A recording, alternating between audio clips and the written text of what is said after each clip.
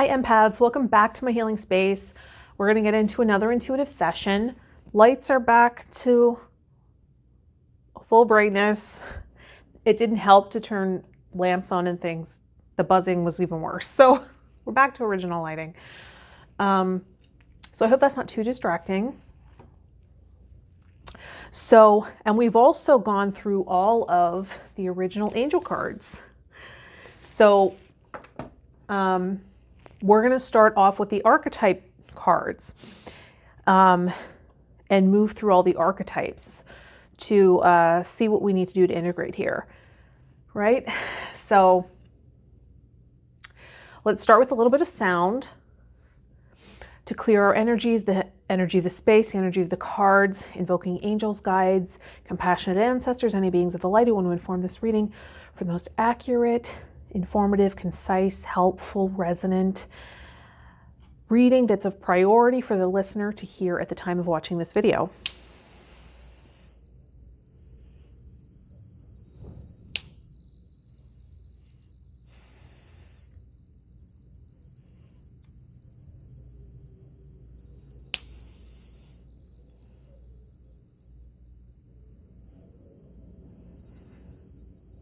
Nice.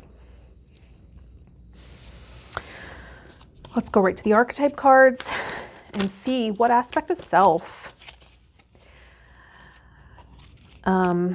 wants to tell us a story today, or take the spotlight, or work on being seen, heard, acknowledged.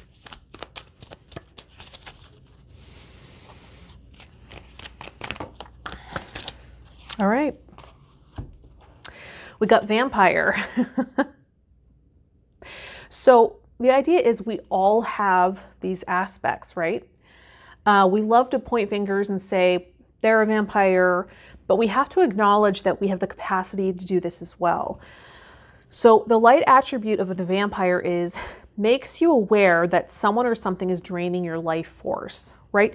Your ability to recognize it in somebody else is because there's part of you that has the capacity to do it, even if you choose not to, right? And sometimes vampirism can be helpful and beneficial when it's actually psychically removing harmful energies, right? Illnesses. So it can be a useful skill, right? Siphoning harmful energy from somebody. The shadow attributes, depleting others for your psychic survival, chronic complaining, and codependency. So this vampire part might trigger clinginess, right? Might trigger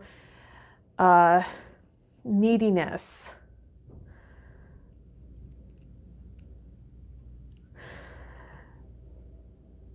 And also the sense when somebody else, you feel drained in their presence, right?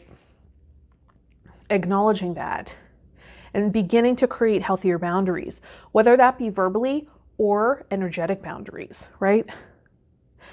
So let's pull some oracle cards and find out why vampire showed up today.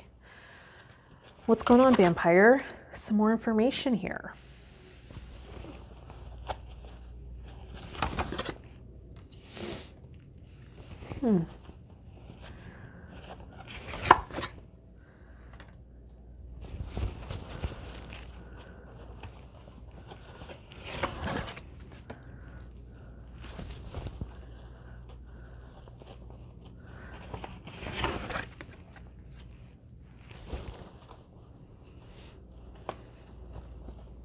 One more.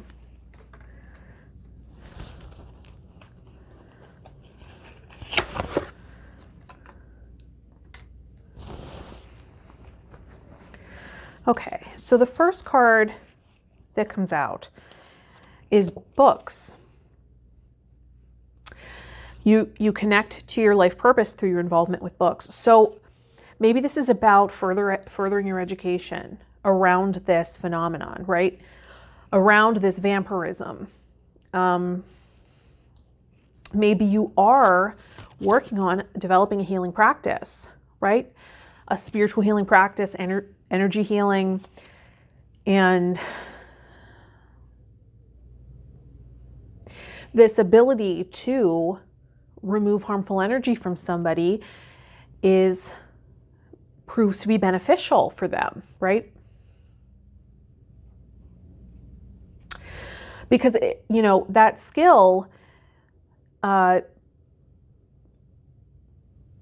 be used, as I said before, not just in siphoning life force, but from harmful energy as well out of somebody's system. And perhaps you have a skill of transmuting it. So,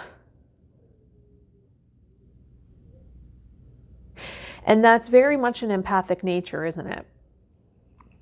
Taking on these energies, these emotions as our own.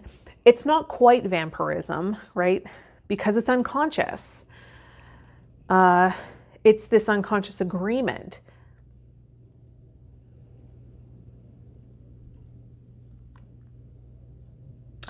And trust is also coming up. The situation is calling for you to have faith. It's also about building trust here. Self-trust, trust in others. So using this skill and ability, when it becomes unconscious, it can be harmful in relationships, in intimate relationships, right? In friendships, in partnerships.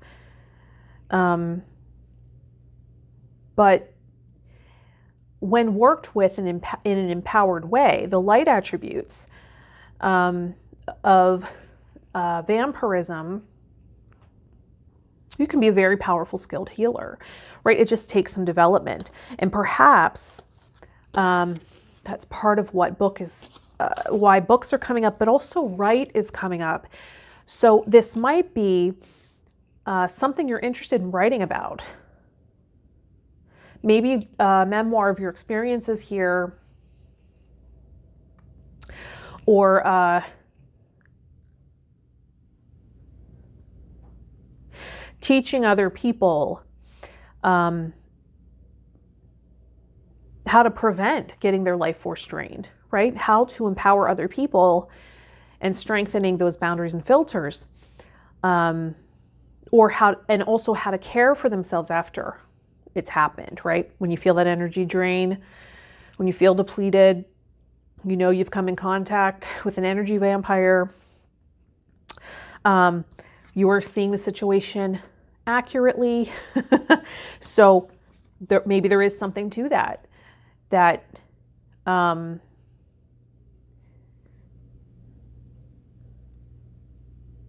empowering empaths by just saying, you're not crazy. This is something that happens, right? Many empaths are not aware of this. A tendency to attract in energy vampires, narcissists, things like that, that siphon the energy, that deplete, that leave us feeling frazzled, uncentered, overstimulated, right? There are also some people we come in contact with who dump on us, right? It's not just venting. It's not just this exchange in friendship. It's this dump. They come, they dump, they go, right? It's this unequal exchange. I did a video about the anatomy of trust. I'll link that in the description here. It's based on Brené Brown's research about how to build trust. What does trust look like? What are the components? What are the building blocks of trust? And so we can use that to create it, and also see where maybe why we don't quite trust somebody, right? Maybe one or more of the requirements are missing. So looking at that, vegetarian's coming up as well. So there might be a dietary change that will help you with gut health, that will improve your energetic boundaries, right? So maybe part of this, what you can do to help yourself is improve gut health. Look at what work with a nutritionist. You know, if you have symptoms of leaky gut, or that can be a physicalization of these porous boundaries, right? The susceptibility of people like this coming in, and perhaps you're actually feeling chemistry, right? Chemistry. Narcissists, energy vampires,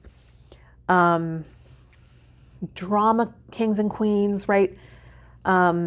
Emotional dumping, people that emotionally dump, create chemistry with the empath, create chemistry with the healer, right? Because we haven't owned the parts of ourselves that have the capacity to do that. We actually maybe have a rule that I don't want to be like that, right? So it's this stuff, and then because we haven't integrated it and it's part of our shadow, we're more susceptible to it coming in. This is why we want to integrate. This is why I wanted to look at the archetypes. So is this something that you have yet to integrate? Are you able to do so? You might want to consider this week working with the vampire archetype.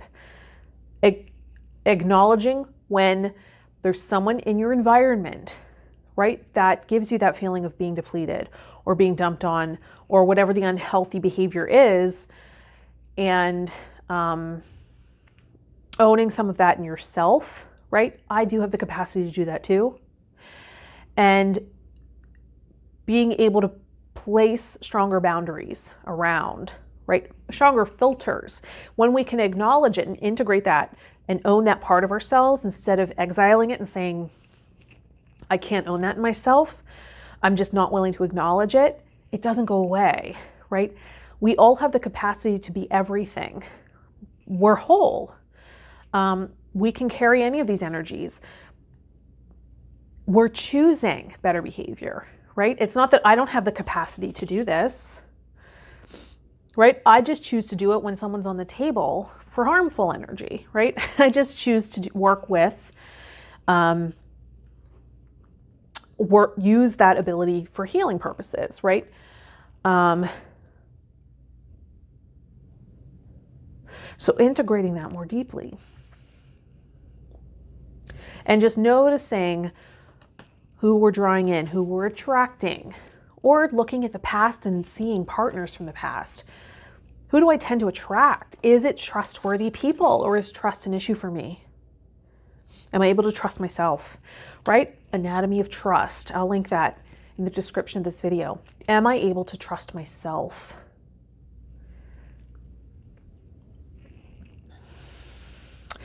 Let's go to the Tarot. I'm going to go to Spirit Song Tarot by Paulina Cassidy. This deck has a lot of animals.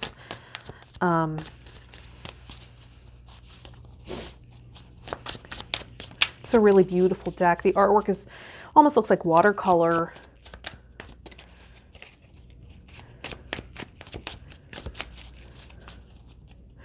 So what about this aspect of ourselves, the inner vampire that alerts us when someone else is siphoning our energy, or when we need to step up and use that ability if we're a healer, right? If we're an energetic healer, refining that skill and ability without taking it on ourselves, right? So having some kind of practice in place where we clear the energies, and being a clear channel, maybe by upping our nutritional game, right? Not only working with anti-inflammatory foods, and healing any sort of leaky gut or indigestion or whatever digestive issues we might be facing, but also not toxifying the system and clogging it up, right? Maybe working on clearing from the inside out by eating more leafy greens, whatever, we're called to do, or working with a clinical nutritionist that can really support us in knowing what our body really requires, right? And crowding out more toxic substances, really crowding out. That's always the best strategy, isn't it? Instead of just saying, I'm going to deprive myself, I'm not going to go for those things that bring me pleasure in the diet. A better strategy, instead of depriving yourself, because that does stuff to you psychologically, right? Crowding it out with healthy foods, crowding it out with, today I ate a giant spinach salad. It was so much spinach, but I know that when I do this work, I get really hungry. Having all this energy moving through, for whatever reason, I'm famished and ungrounded. And I knew that if I ate a giant bowl of a giant spinach salad with pumpkin seeds and cranberries and a little goat cheese, that I would feel so satiated that I would be less likely to go for more toxic foods that are heavier to ground me back down, right? So I'm able to maintain a clearer channel.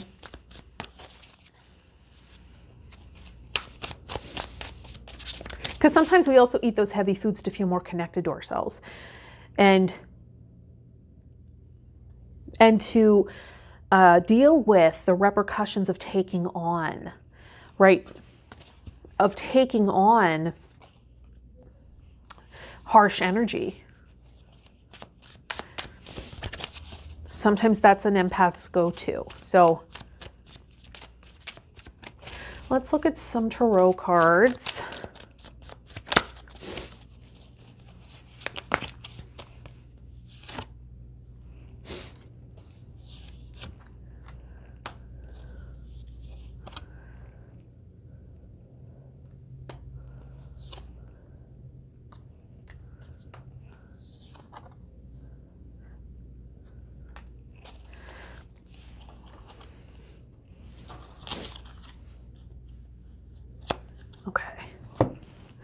So the first card that comes up is the Nine of Acorns.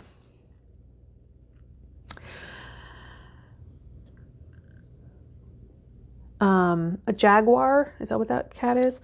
Power, perseverance, right? So owning our power in this situation, what are we choosing? Instead of feeling like a victim of who we consider vampires, can we own some more of that in ourselves so that we can create stronger filters around it, right? It's that shadow, right? It's the stuff we aren't acknowledging, that we're not willing to accept, that we have the capacity for, that creates the back door for these people to enter and create these unhealthy connections. And it's actually what creates the chemistry, right? Or repelling energy, right? So it's that magnet. So power, perseverance, empowering ourselves through the integration, working with that vampire as an archetype this week, noticing when we're doing it, right? And noticing when we feel depleted in others' presence. And maybe maybe it's not a person, maybe it's an energy, right? Maybe it's an environment. So just being aware of when we feel depleted, when we feel our energy has been siphoned, and just noticing that. For nothing else, for even if it's nothing more than self-actualization, just more self-discovery and, oh, that's illuminating, right? On this path of self-actualization and development, self-development, and persevering in that, right? So perseverance is coming up. Again, maybe part of your work is to give tools to empaths and sensitives, people who are light workers, people who are here to create change, who are surrounded by toxic ties, toxic connections that siphon that, right? Whenever we have a lot of light or creative flow or creative force, like if we have a creative project that we're preparing ourselves for, we start tuning into it and this energy starts to accumulate, right? To provide us, this creative force starts building. Other people might sense that and start coming in because they want some of that, right? And it's up to us to have boundaries around that. So persevering with the boundary work. It will always be the thing. Part of the boundary work will be integrating the shadow, and part of your shadow might very well be vampire if you haven't owned it in yourself, right? And if you have, awesome, you're very self-aware, right? Even if it's that I choose not to engage in vampirism, right? Sure, I have the capacity to do that. And instead of siphoning other people, life force from other people, I attune, right? I stay anchored. I breathe. I use my breath to move energy through me, right? I have other healthier ways. So just that acknowledgement. And then the next tarot card that comes up is Four of Crystals, control, security. And that's I think a beaver. Control, security. So maybe you're isolating, right, out of fear. And that's another way integrating vampire can empower you, right? If you're constantly isolating out of fear of the consequences of interacting with these people that you see as other, right? That you see as toxic. And I'm not saying you're wrong. It can just strengthen the filter here, so we're less likely to magnetize, right? So we're less likely to always draw in these experiences and interactions. Working with this as an archetype can help strengthen that energy filter around you. And perhaps there was trauma around, like maybe there's a parent that every time you interact with, or a caregiver, right, or an older sibling that every time you interact with, they siphon your energy, or you feel disoriented, or you leave feeling full of doubts, right? It just feels toxic. That kind of trauma can prevent us from feeling connected. And then we go to unhealthy ways to feel connection, particularly with ourselves, because a lot of it is self-abandonment, right? Trauma can lead to a lot of self-abandonment. Can we breathe and scan the system, scan the entire system, physical body as well as the energy body, with our breath, right? Start from the top of your head, go down to the bottoms of your feet with the inhale, and then exhale from the bottoms of your feet up to the top of your head. And allow this to be a self-soothing meditative practice where we embody, right? Instead of calling on heavy substances or a drug of choice or an activity to numb us out, so that we're less embodied and more susceptible, right? More susceptible. This is why we integrate, so that we're more embodied as well. We're not escaping out, so it doesn't leave us quite so susceptible to outside energies coming in. And, you know, working through some of this wounding, some of this trauma, really consciously healing it. Maybe that's also why healer came in, right? Maybe that's also why books came in. Maybe you're empowering yourself with information. You're going to see a trusted healer, right? You're learning to trust yourself to show up for you, because maybe there was a caregiver who was not present, who was neglectful, not because maybe it wasn't intentional, which makes it harder, right? Maybe it was just this instability in their lives, or incapability of being present for whatever reason, and it felt like neglect to you. Maybe now you're also matching that by abandoning self. So we're just looking at that. How can we build trust with the inner child, right? So that we can then show up as a whole person and see whole people around us.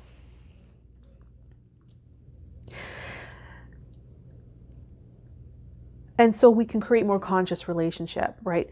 Instead of all these unconscious things we bring in. Just looking at that in a loving, gentle way, right? Always through the filter of love. And then we got 5 of crystals with the ladybug. Is the ladybug a sign or a symbol for you or any of these animals? Persistence comes up again with new possibilities. So working through some of this armor, right? Instead of putting armor around yourself to isolate, can you have stronger boundaries? Can you just have a more solid sense of yourself and what your boundaries are? What's too much for you, right? Where do you need to take space?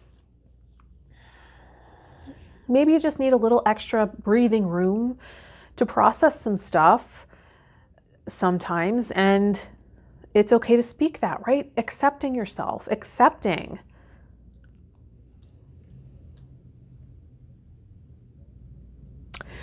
And also the opposite, right? Maybe there are times where you need connection, you need love, you need interaction. Maybe that's part of the wound, that you're reaching out telepathically or you're reaching out energetically instead of just asking, right? Instead of just saying, because, you know, if you're more attuned to energy, that might come more naturally and be less intimidating, and avoiding the rejection maybe, right? Because maybe that says something, maybe you have a fear that if you reach out and ask for connection in some way, that you're facing rejection, and rejection is something that is overwhelming to you because it says something about you, right? Maybe we're looking at self-image here, and maybe there was a sense of rejection from a caregiver. So it's sort of this pervasive issue. So instead of, right, and having compassion for the vampire and that sensing love as outside of me and unavailable for me. So I'm going to take it. I'm going to just, you know, that's probably about relationship to mother. We always bring that up, but if there's conflict there, it's just, we always look there.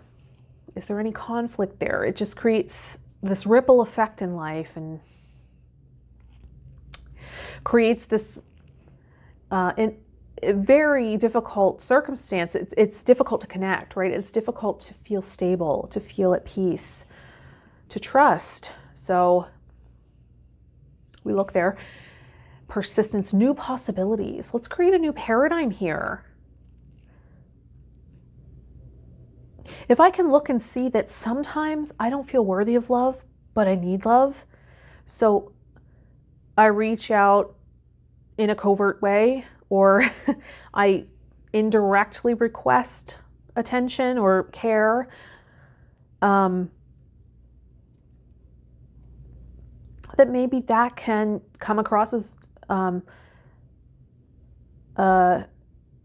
vampiric to somebody, right?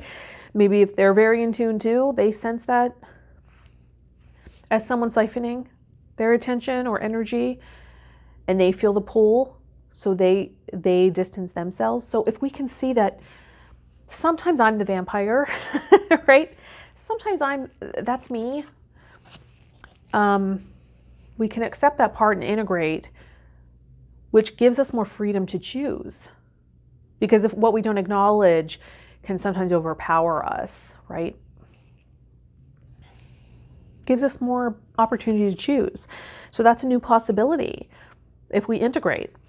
2 of crystals, balance, adaptability, right? Once we start really integrating these aspects of self and come into this state of wholeness, accepting that we are all these moving parts, right?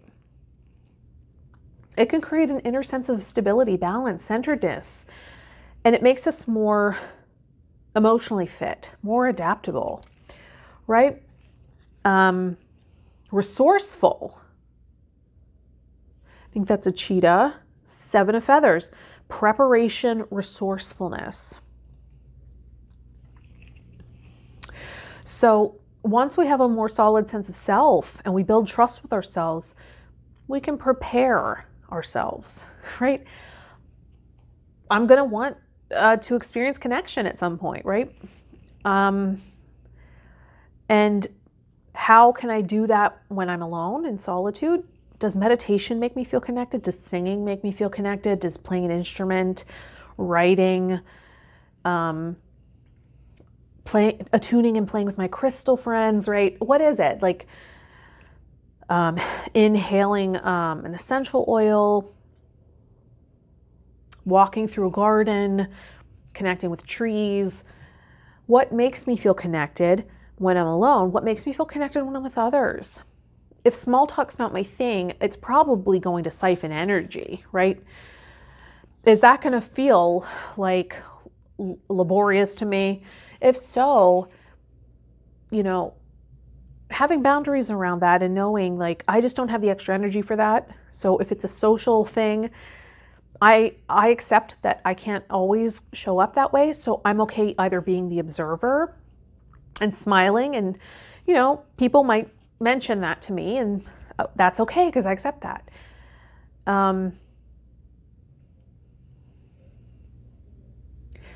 Or do I just make the decision to stay in instead, right? Just being completely comfortable with my boundaries so that I can honor others and recognize when someone's not honoring mine, right?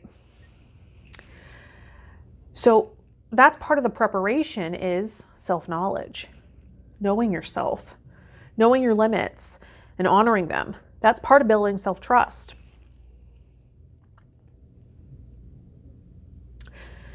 And then feeling more resourceful, more emotionally fit, having the inner resources, right? Oftentimes when we look around and we think we don't have enough resources, it's simply a lack of resourcefulness. We're not in touch with that state of resourcefulness. So can we get back in touch to that unlimited part of ourselves, that unlimited supply of life force? Tune into any areas of our energy field that feel, when I worked in a metaphysical bookstore and I didn't understand what it meant to be an empath. I kept being called an empath, but I didn't really know what that meant. I wasn't really all that educated yet. I would leave there every single day because I was put up front at the front desk right by the entrance. And every single person that came through the door interacted with me. And I also checked them out, right? So I rang them up, took their cash. And so there was lots of exchange of energy.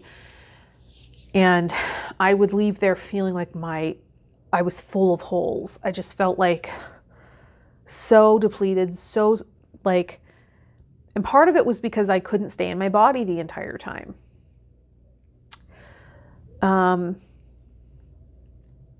And also because there were people who worked very hard at energetic vampirism. They studied it, they worked on it. I don't really understand the incentive of doing so, except maybe the thrill of it. And so I had to learn to use my mind to repair my aura, my energy field, right?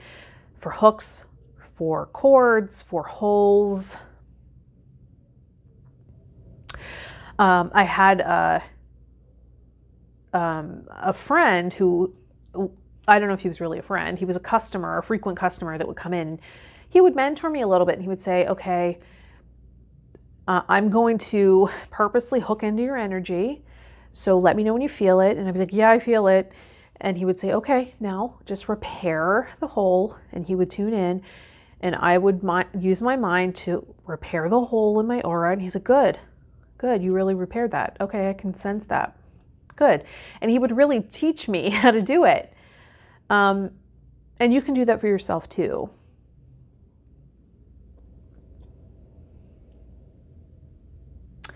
And then at the bottom of the deck is the wheel with the octopus.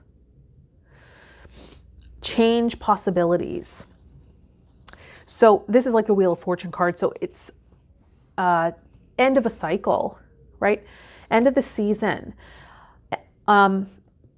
Octopi also come up with imago relationship therapy. Sometimes those who have a tendency to constrict or pull back in relationship, they're known as the turtle, attract in the octopus. And that's the name given to the more needy, right? Needy partner who needs more attention and wants to engage more and sense and has more of is more triggered by abandonment, right? Senses that their partner is not present or available or more distant, so they come in with their tentacles. And then there's another partner, and they tend to have chemistry with the partner that gets distant, that feels overwhelmed, that feels overstimulated by too much connection and intimacy. So these two tend to pair up, and it creates this cycle, right? So do you identify with the octopus in relationship or the turtle? And I think we have the tendency to be more of one than the other, but of course, we're all of everything. So there are some relationships where I get into that octopus energy, and then there are some where I'm more of the turtle. So it also depends on the dynamic, I think. But that can also give us some insight about the vampire, right? There might be just this sense of it's unfair that I'm not provided for, or it's unjust that I don't have connection, or and if I ask for intimacy or presence, I'm not going to get it, so I have to take it, right? It might also be the sense of entitlement that I'm more deserving, right? So can we put that in check? Put it in its proper place. Work with that this week. Just observing, really.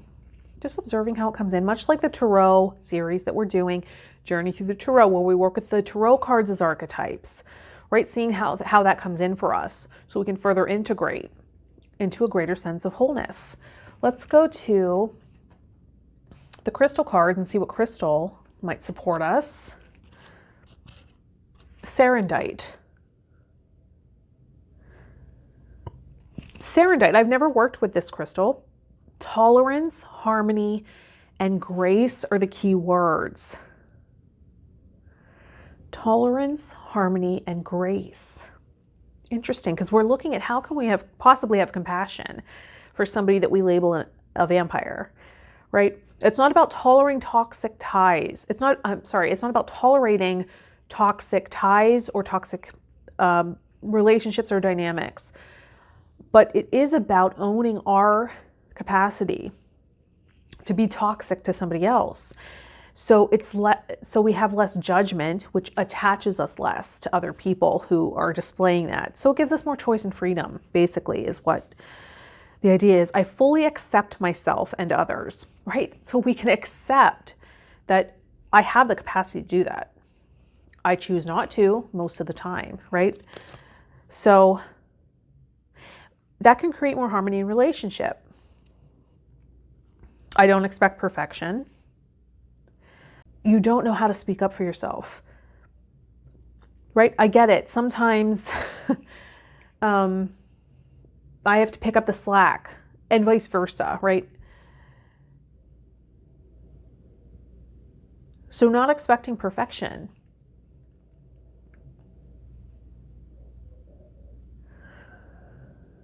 And understanding that we're human. And maybe, calling on a higher power, right? And because like we were saying earlier, why would you want to just go to other humans for life force? You know what I mean? There's an unlimited supply, so maybe it is about tuning in to that flow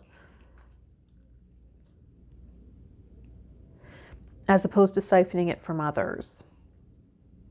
That can be very empowering and nourishing. Let's go to the Essential Oil cards by Lisa Powers and see What essential oil wants to lend its aroma? Coriander. Coriander is about honoring self. This is the way it has always been done, is the trigger statement. The true statement is, I create my way. So maybe this is a patterning in the family system, right? This is an ancestral pattern, right? Or in some group. It's a systemic issue, maybe, right? Maybe at work, at the workplace, this is a systemic issue. Or the religion you were brought up in, or whatever it is, right? Maybe it's part of the system, or this is how things are demonstrated. I can choose my own way. Possibilities open up for me.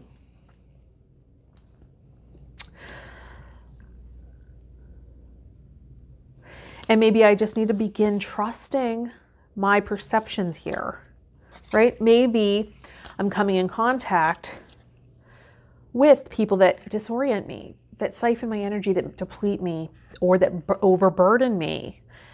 And I'm being called crazy, right? It's like, no, actually, this is my sense. And you know, it's consistent. I trust my perception here. You are ready to fulfill your desires by thinking outside the box. The path less traveled may be more fulfilling.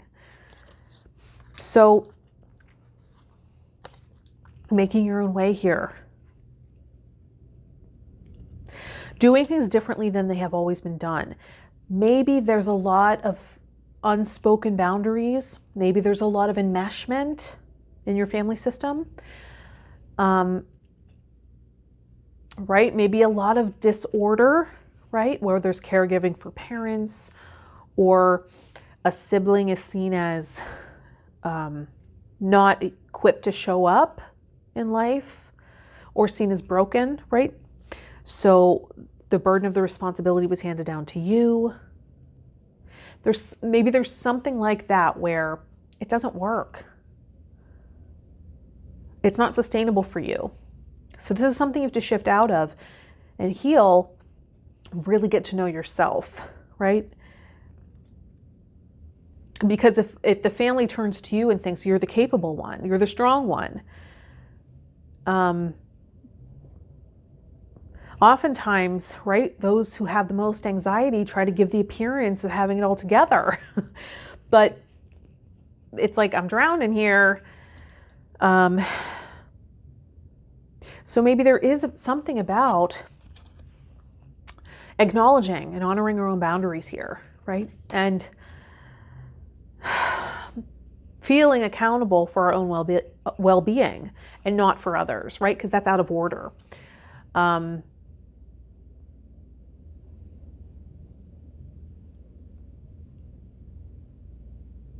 Because if we're walking around trying to anticipate the needs of everyone around us and not in tune and in touch with our own, it's overbearing. It's burdensome. And we're out of touch with ourself. We're not attuned to self. So it can get messy. So attune to self. I'm going to go to the Wisdom Cards by Louise L. Hay and see if there's any last affirmation, wisdom.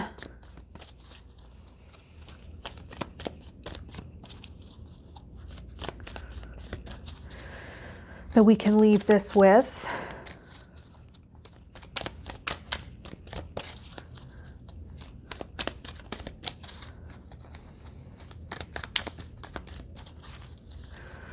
Honoring our limits.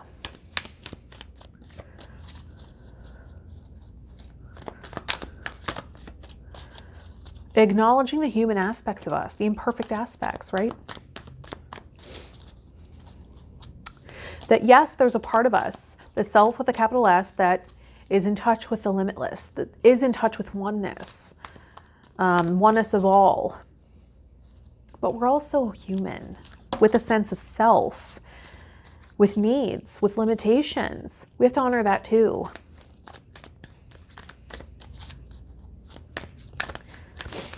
One last card.